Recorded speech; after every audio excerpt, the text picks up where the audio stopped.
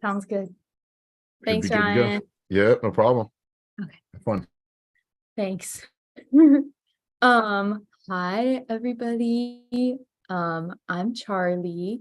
I'm Charly Heber-Spates. I'm a previous intern for the Midwest Writing Center's Young Emerging Writers workshop or Young Emerging Writers summer internship. And I was an intern from 2019 to 2022, which is crazy.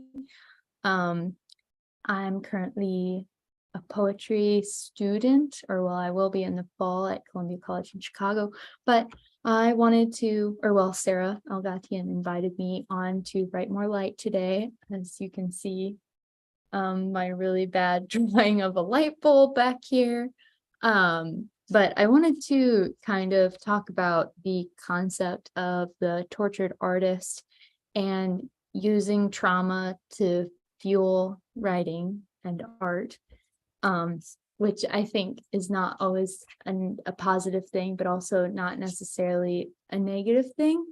And apologies to Ryan Collins, because I will be co-opting a little bit of a journaling workshop that you led last spring. So yeah. Basically, there is the idea of the tortured artist sort of in our like modern art community, in which we use trauma and pain to create material and create material specifically to be consumed. And I have a problem with this in general, just because it kind of turns into the commodity fetishization of writing, of art, of literature.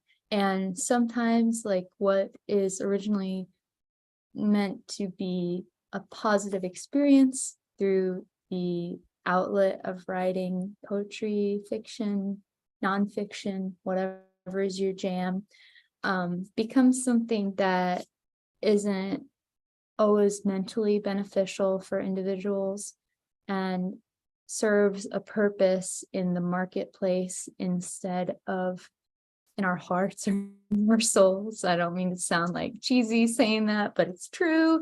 And that kind of puts distance between like ourselves and our material, when sometimes like our material is ourselves in a way.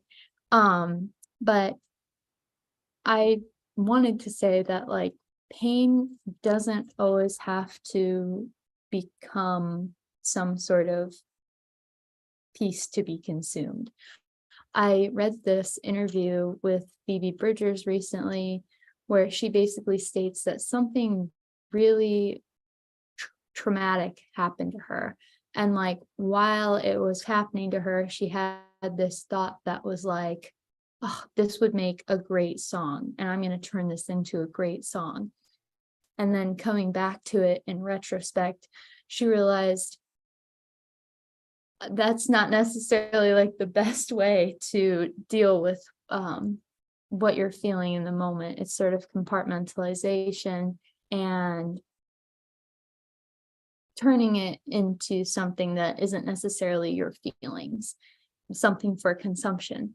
And that leads me into the practice of private journaling. Last May, I was a part of a workshop led by Ryan Collins, who we did a workshop basically with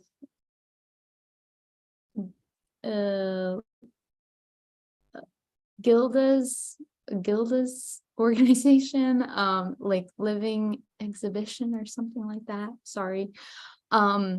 Where we journaled about maybe the smallest things or things that we see in our day-to-day life. And we did it at the Dear Wyman house, and it was really cool. And we got to walk around in nature, and like we could share what we journaled if we pleased. But it was sort of like a workshop to use journaling as communicating with the self. And I thought that was really interesting because a lot of the times when I write personally, I'm like, okay, let me immediately post this to my Instagram story for that immediate gratification.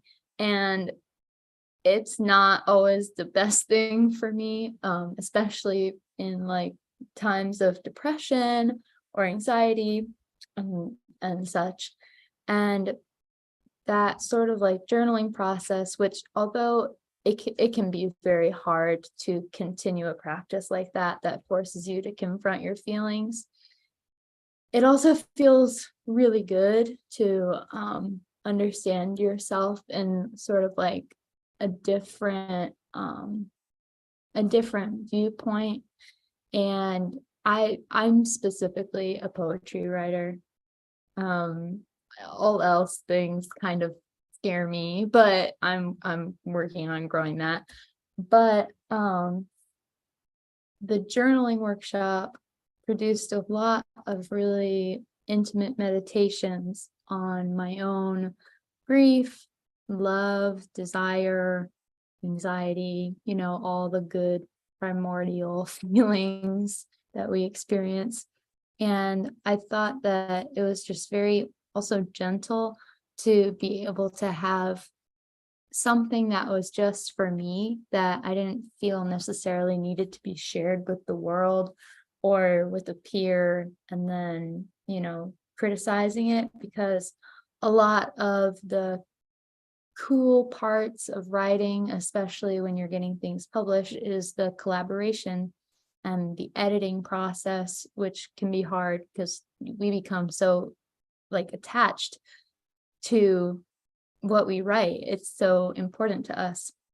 But I liked that I had privacy from the world in some ways and that it was mine. And that sounds very possessive, but like a lot of the times we're stripped of our personhood in this capitalist society, and art becomes things that, like I said, is consumed and bought and becomes disconnected from our emotions and our humanity. And so journaling kind of reconnected me to that. And I keep a ton of journals, which sucks because I never ever finish them. Like the journal that I started at that workshop, it was in May. I did not finish it until I think January of this year.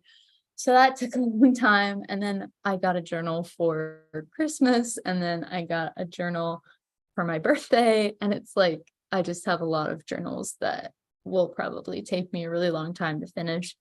But not only do they allow like this private space, they also allow both like pain and joy.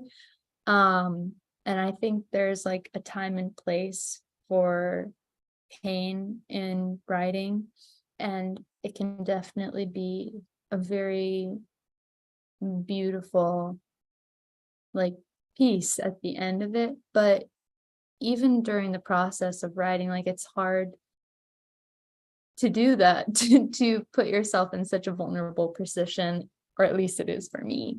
Um, and so I liked being able to sort of sit with it in a moment like that. And then in the less private sphere, um, I think that something else along the undercurrent of like pain and dealing with trauma through writing, and the concept of the tortured artist and trauma making our work better or making us funnier, making us blah blah blah, like etc. You can fill in the blank. That there should always be an undercurrent of joy and optimism in some way. And that's not to obfuscate from people's feelings, obviously, but especially for myself, I struggle with nihilism a lot and the feeling of like impending doom, like the world is ending and there's absolutely nothing that I can do to stop it. But that sort of sense of impending doom doesn't really make me feel any better.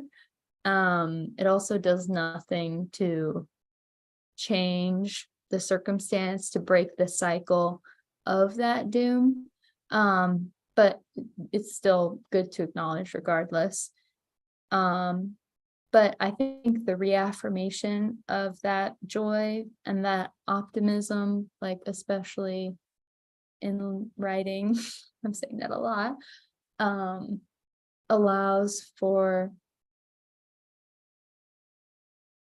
a continuation of the conversation. And I don't really ever want the conversation to stop because that means that we stopped thinking. So yeah, that's it. I hope you enjoyed this little ramble and I hope it taught you to write more light into your life. Or if not, I hope you go buy a journal and take a year to fill it like me. So thank you. I appreciate anybody who watched this and I hope you have a great day. Thanks. Bye.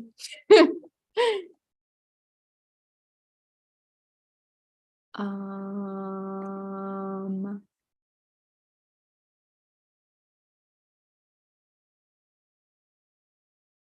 Goodbye.